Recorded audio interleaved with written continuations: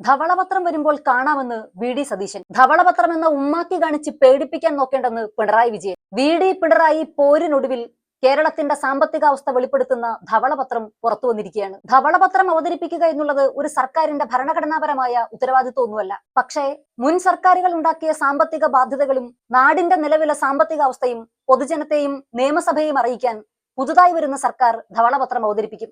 കേരളത്തിലെ ആദ്യത്തെ ധവളപത്രമല്ല വി.ഡി. സർക്കാരിന്റേത്.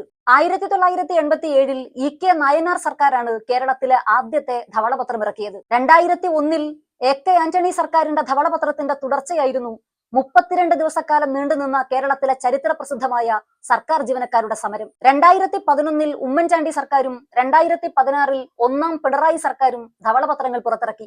കേരളത്തിലെ 5ാമത് ധവളപത്രമാണ് ധനകാര്യമന്ത്രി കൂടിയായിട്ടുള്ള കേരളത്തിന്റെ ഇപ്പോഴത്തെ മുഖ്യമന്ത്രി അഡ്വക്കേറ്റ് വി.ഡി. സതീശൻ ഇന്ന് കേരള നിയമസഭയിൽ അവതരിപ്പിച്ചിട്ടുള്ളത്.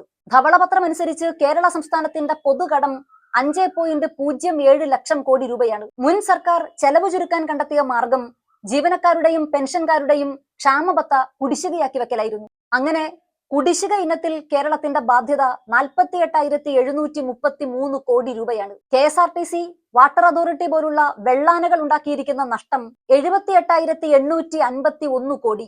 കിഫ്ബി വക 21,000 കോടിയുടെ നഷ്ടം. ദൈനംദിന ചെലവുകൾക്ക് പോലും പണമില്ലാത്തൊരു സംസ്ഥാനമാണ് നമ്മുടെ കേരളം. ചുരുക്കി പറഞ്ഞാൽ കടങ്ങളും ബാധ്യതകളുടെ ഒരു നീണ്ട ലിസ്റ്റുമാണ് പാരമ്പര്യമായി വി.ഡി. സർക്കാരിന് കൈമാറി കിട്ടിയിരിക്കുന്നത്. ഇടതുപക്ഷം ബദൽ ധവളപത്രം ഇറക്കാനുള്ള സാധ്യതകളുണ്ട്. എന്താണ് അവരുടെ ന്യായമെന്ന് നമുക്ക് വഴിയേ അറിയാം.